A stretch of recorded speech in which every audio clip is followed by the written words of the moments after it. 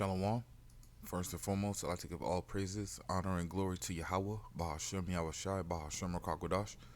Double honor to the elders and the apostles of Great Millstone that rule well. And peace and salutations to the elect of Israel. To you I say Shalom. Lord willing, this blessing is edifying to the flock of Yahweh, Bahashem Yahushai. Alright, this is the book of Obadiah, chapter 1, verse 1. The vision of Obadiah, thus saith the Lord Yahweh concerning Edom. Alright, so this whole book, which only consists really of one chapter, is directed towards one group of people, and that's the nation of Edom, or also known as the so-called white man, right? Your modern day so-called white people are the Edomites that the Bible talks about, man. Alright? Now, not every single white person on earth is an Edomite, because you got other nations mixed in with other nations as well. Alright, so you're going to see some Jakes, all right, some Israelites that look like Edomites, right, but they're actually Israelites according to the Spirit, man. But nonetheless, thus saith the Lord Yahweh concerning Edom, we have heard a rumor from the Lord, and an ambassador is sent among the heathen. Arise ye, and let us rise up against her in battle. All right, this is going to continue on, talk about our future prophecy against the nation of Edom, man, the so-called white man. Now, Obadiah never came to pass yet, so we understand that this never happened. So this is called prophecy, where it's said before it happens, man.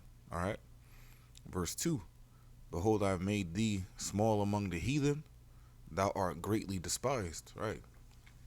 Yeah, Esau Edom is the top dog right now, but hey, he only got there because the Lord put him there. All right, and these are other nations that was cool with Edom, that made covenants with Edom and deals with Edom, right? They're starting to hate Esau, man, and we can see it, man. Esau is despised. Esau is only so-called respected because of his weaponry and his military, man, and his military might. If Esau had a weak military, man, he'll get trampled. Nobody will respect him, man. But Esau's only source of respect is his blessing, which is the sword, man. All right, verse 3. The pride of thine heart hath deceived thee. All right, and because he was blessed with the sword, his pride has deceived him, man. His pride, he's blinded by pride, man. All right, it's like you see even Jake, and somebody in the world, when they pick up a gun or when they have a gun on them, they act much tougher, because that sword, it puffs you up. It makes you think that you're invincible, but you're really not, man. Because swords fail too, man. All right? And the weapons of our warfare aren't carnal, right? So a sword will never beat the spirit, man. All right? Obadiah 1 and 3. The pride of thine heart hath deceived thee, thou that dwellest in the clefts of the rock, whose habitation is high. Thus saith in his heart, who shall bring me down to the ground? All right. This is Esau Edom talking, to a T, man. He believes, because he's top dog right now, he believes that he has the best military, all right now, that he'll never be defeated, right? That America's gonna go on forever. All right. If you ask the average Edomite, you tell him World War III is coming, or you tell them about other nations gearing up to go against war against Babylon or America. They'll just bring up the military. Yeah, our military won't be defeated. We have weapons. Tell them bring it on. They trust in their weapons, man. All right. That weapon ultimately is going to be their destruction, man. All right. Verse 4. Though thou exalt thyself as the eagle, and though thou set thy nest among the stars, then shall I bring thee down, saith the Lord. All right. And the reason I'm bringing this precepts out is because there was a operation called Operation Fishbowl back in 1962, where Esau Edom took his blessing, right, which was he took weapons, high altitude missiles, and put nuclear warheads on them to try to shoot through the firmament, man. All right, and they did this back in 1962.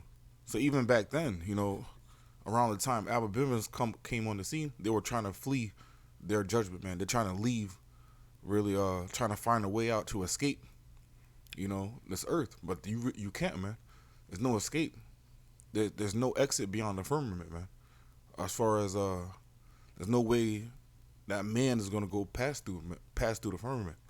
Even though the chariots of the Lord, they pass through them all the time, man. This is how we're going to be able to go to different planets in the kingdom, man, because we're going to be able to ride in chariots and fly chariots, man, which aren't bound by the physics of Earth, man. So they'll do things that it'll seem on paper physically impossible, but it's physically impossible to the eyes of man. All right, you got to see everything through the spirit. All right, but nonetheless, Operation Fishbowl was a series of high altitude nuclear tests in 1962 that were carried out by the United States as part of the larger Operation Dominic nuclear test program. Flight test vehicles were designed and manufactured by AFCO Corporation. All right.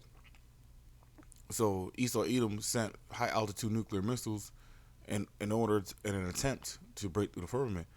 And at the end of the day, you don't know how foolish that is. This is how Esau Edom lacks foresight, man. Esau Edom really can't see the future, right? They're trying to create their own future, but to upset prophecy, but that'll never happen, right? Because if you go to the book of Genesis chapter 7 and verse 11, in the 600th year of Noah's life, in the second month, the 17th day of the month, the same day were all the fountains of the great deep broken up, and the windows of heaven were opened, and the rain was upon the earth 40 days and 40 nights. All right. So the water came from outside of the firmament to help flood the earth, man. All right. So if you try to break through the firmament, because the scripture talks about how the Lord created a firmament to divide the waters from the water, roughly paraphrasing. So if you crack or put a hole in the firmament, you're just gonna cause a major water leak, man. All right, and how you gonna patch it? All right, you gonna shoot a missile up there to patch it? It doesn't make sense, man. You lack foresight, man. But again, when let me go back to Obadiah real quick. But going back to this Operation Fishbowl, right? Because Wikipedia won't tell you the truth, so you really got to go to other sources too. But these are some of the images that were taken from Operation Fishbowl. All right, so when the missiles detonated, in the sky, in an attempt to crack through the firmament, it produced a series of lights in the sky, right? And it looks like a star. That's the impact, where it impacted at. And these are some more images. This is from a website called Topic.com. A crimson fracture in the sky. And and these first two especially, it kind of looks like an underwater explosion, like something hit something and impacted it. But now you see the light from the explosion showing you the results, man. It looks like smoke too. That's all you see, man. But going back to the scriptures, Obadiah. Slakia. Let me jump over to the book of Ezekiel.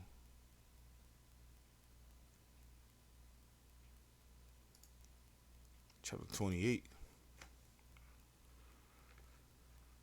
Ezekiel 28:3. Behold, thou art wiser than Daniel. There is no secret that they can hide from thee. With thy wisdom and with thine understanding, thou hast gotten thee riches, and hast gotten gold and silver into thy treasures. Right. Esau Edom does know some things. Even the knowledge, even though it's a sword at the end of the day, and of course he's gonna know how to use that to the best of his ability. But even though the knowledge of creating a nuclear weapon, a nuclear missile, is wise, man. All right, that is wisdom on the left hand side, right? Because at the end of the day, if the missiles can't bust through the firmament, what makes you think they could go affect the chariot, man? All right, what makes you think that they could affect the fathership? Because these vehicles could penetrate or even transmute through the firmament at will, man, anytime, man. So what makes you think you have the weaponry to even contest Yahweh Shai when he returns, man? But this is part of the Lord hardening Pharaoh's heart, before the next great exodus, man. Verse 5, Ezekiel 28:5. By thy great wisdom and by thy traffic hast thou increased thy riches, and thine heart is lifted up because of thy riches. Right? So not only the sword is puffing you up, but your so-called wealth too. Because Esau Edom was blessed with the fatness of the earth too, man. So of course they're rich. And of course they're on the surface, on our paper, of course they're powerful. The Lord put them in that position to be because we went off, man. All right? But they weren't created, to stay in that position forever. We were. That's the difference, right? But once you have money and power, of course your heart is gonna get puffed up, especially, if the Lord's not dealing with you, especially if you are of another nation, man. You're gonna get puffed up, man, and because Esau Edom is puffed up so much that they think that they could actually have a chance of fighting Yahweh Shai, man. All right, but even though Esau Edom is gonna be at its peak, man, when Yahweh Shai returns, the Lord's gonna destroy this place in an hour, man. So it's light work. All right, Ezekiel 28:6. Therefore, thus saith the Lord Yahweh, because thou hast set thine heart as the heart of the Most High. Right, and this is what Esau Edom thinks, man. This is why they set their nest above the stars. They wanna live in space like the Lord lives in, not lives in space, but they want to live in space, so-called space, like the Lord, man. They want to be in the heaven of heavens. This Esau Edom thinks truly in his heart that he is God, man, but he lacks foresight. And a true God, a true power, will be able to see the future, man. Will be like, nope, this isn't the way to go. Nope, this is stupid if to do this, man. It's unwise to fight the Lord, man. Verse Ezekiel 28:7. Behold, therefore I will bring strangers upon thee, the terrible of the nations, and they shall draw their swords against the beauty of thy wisdom, and they shall defile thy brightness, They shall bring thee down to the pit, and thou shalt die the deaths of them that are slain in the midst of the seas. All right. And when verse 7 talks about he's gonna bring strangers and the terrible of the nations, man. These same nations that's gonna go against Esau are the same ones he was confederate with back in Psalms 83, man. All right, these same nations that made treaties and deals with Esau Edom, the so-called white man, aka America, are the same nations that's gonna shoot missiles at America, right? 200 million thermonuclear missiles are going to destroy America, man, along with the chariots of Yahweh, Bahashem Yahweh Shai, man. All right? This place is going to be utterly destroyed in 1 hour, and ultimately it's because of the pride of Esau Edom, man. Ezekiel 28:9. Wilt thou yet say before him that slayeth thee, I am God? But thou shalt be a man and no God in the hand of him that slayeth thee. Right? When you're getting your ass whipped, are you gonna say, "Oh yeah, I'm God, man"? Are you gonna be prideful when you getting your ass handed to you by these other nations, man? When you see these missiles coming towards your land, man, are you gonna be prideful then? No, you're gonna be just like a man in the hand of him that slayeth you, man. All right, verse 10, thou shalt die the death of the uncircumcised by the hand of strangers, for I have spoken it, saith the Lord Yahweh. All right, and once the Lord spoken, consider it done, man. All right, so let me jump back to the book of Obadiah.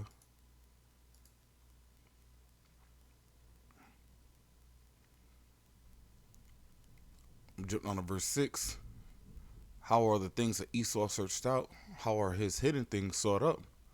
All the men of thy confederacy have brought thee even to the border. Shall the Salakia, the men that were at peace with thee, have deceived thee and prevailed against thee? They that eat thy bread have laid a wound under thee. There is none understanding in him. All right. These nations that you thought you're cool with, these nations that you were doing trade with, right? These nations that you had military bases in, these nations that you had that you placed your so-called democracy in, these nations that were at peace with thee, They have deceived you, man, and prevailed against you, right? When did this happen to the nation of Edom? This hasn't happened yet, man. But we're living in these days now where you're starting to see these other nations join hand in hand with each other and excluding Babylon and anybody that's cool with Babylon out of the picture, man. This is why you got these brick nations, man, joining together, to create not only their own monetary system, which ultimately is all going to be the CBDC for every nation, all right? But also to take Babylon out of trade as well, too, man. All right, we're no longer doing trade with Esau Edom because we're not only are we not taking his U.S. dollars, but we're not we don't fuck with him anyway, man. What can he give us that's worth anything when he imports everything, man?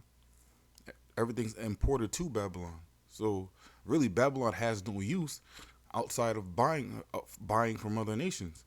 Now, once that CBDC kicks in, and these other nations are not accepting the U.S. dollar, how is Babylon going to trade with them then?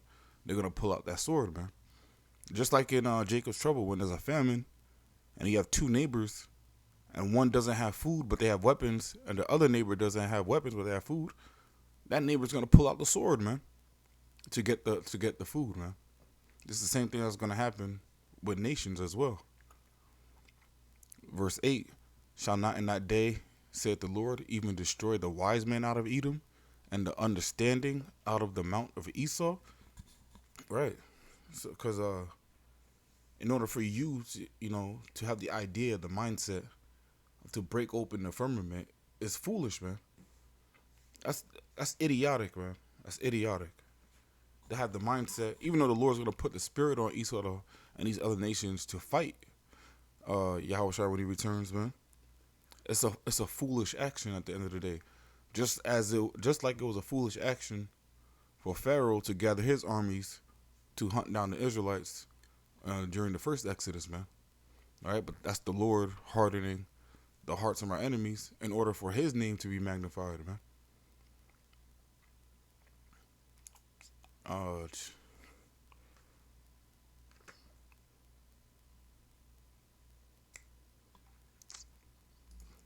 Jump back to actually, let me close out with that. Lord willing, this lesson was edifying. Again, I want to give all praises, honor, and glory to Yahweh, Bahashem Yahushai, Bahashem Kakodash. Double honors to the elders and the apostles of great millstone that rule well. And peace and salutations to the elect of Israel. Until next time, I want to say Shalom and Abad Rabal.